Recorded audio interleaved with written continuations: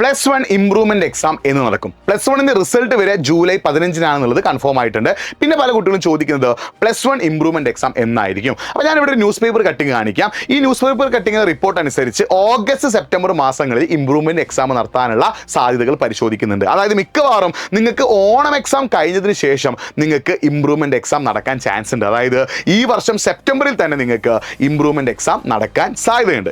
കഴിഞ്ഞ വർഷങ്ങളിലൊക്കെ +2 പബ്ലിക് എക്സാമിന്റെ കൂടെ മാർച്ചിലായിരുന്നു +1 ഇംപ്രൂവ്മെന്റ് എക്സാം നടത്തിയിരുന്നത്. ഇത് വിദ്യാർത്ഥികളിൽ ഒരുപാട് ബുദ്ധിമുട്ടും ടെൻഷനും ഒക്കെ ഉണ്ടാക്കുകയും പല വിദ്യാർത്ഥികൾക്കും അടുപ്പിച്ചുള്ള ദിവസങ്ങളിൽ 2 എക്സാമുകൾ എഴുതേണ്ടതായിട്ടും വന്നു. ഈ ഒരു പ്രോബ്ലം സോൾവ് ചെയ്യാനും വിദ്യാർത്ഥികൾ കുറെ കൂടി മാർക്ക് സ്കോർ ചെയ്യാനും വേണ്ടിയിട്ടാണ് ഇത്തവണ ഇംപ്രൂവ്മെന്റ് എക്സാം നേരത്തെയാക്കാനുള്ള ഒരു നടപടികൾ പരിശോധിക്കുന്നത്. അപ്പോൾ മിക്കവാറും ഓണം എക്സാം കഴിഞ്ഞതിന് ശേഷമായിരിക്കും നിങ്ങൾക്ക് ഇംപ്രൂവ്മെന്റ് എക്സാം ഉണ്ടാവുക. അപ്പോൾ നിങ്ങൾ പ്രത്യേകം ശ്രദ്ധിക്കേണ്ട കാര്യം 3 വിഷയങ്ങളാണ് നിങ്ങൾക്ക് ഇംപ്രൂവ് ചെയ്യാൻ സാധിക്കുക. അപ്പോൾ ഈ 3 വിഷയങ്ങൾ ഇംപ്രൂവ് ചെയ്യാന്ന് പറയുമ്പോൾ നിങ്ങൾ നിങ്ങളുടെ +2 അടിപൊളിയായിട്ട് പഠിക്കുക കൂടി വേണം. അതായത് +1 ആണ് നിങ്ങൾ ഇംപ്രൂവ് ചെയ്യുന്നത്, അപ്പോൾ ഒരിക്കലും +2 നഷ്ടപ്പെടുത്തിക്കൊണ്ട് +1 ഇംപ്രൂവ് ചെയ്യരുത്. അപ്പോൾ 3 വിഷയങ്ങൾ നിങ്ങൾക്ക് +1 ഇംപ്രൂവ് ചെയ്യാൻ സാധിക്കും. അത് ഏതൊക്കെയാണ് നിങ്ങൾ തീരുമാനിക്കുക ജൂലൈ 15 റിസൾട്ട് വന്നതിന് ശേഷമായിരിക്കും. അപ്പോൾ ഈ ഒരു മാസം നിങ്ങൾ നന്നായിട്ട് +2 ഫോക്കസ് ചെയ്യാൻ തീരുമാനിക്കുക. +2 മാക്സിമം അടിപൊളിയാക്കാൻ നിങ്ങൾ ഈ ഒരു മാസം തീരുമാനിക്കുക. അങ്ങനെ +2 നിങ്ങൾക്ക് അടിപൊളിയാക്കാൻ ആഗ്രഹമുണ്ട്, അടിപൊളിയായിട്ട് പഠിക്കാൻ താല്പര്യമുണ്ട്, +2 നിങ്ങൾക്ക് പരമാവധി ഉഷാറാക്കാൻ താല്പര്യമുണ്ടെങ്കിൽ nafi.eduport എന്ന എൻ്റെ ഇൻസ്റ്റാഗ്രാം പേജിലേക്ക് ഒന്ന് മെസ്സേജ് അയച്ചോ. എനിക്ക് +2 അടിപൊളിയായിട്ട് പഠിക്കണം കേട്ടോ. അപ്പോൾ +1 ഇംപ്രൂവ്മെന്റ് എക്സാം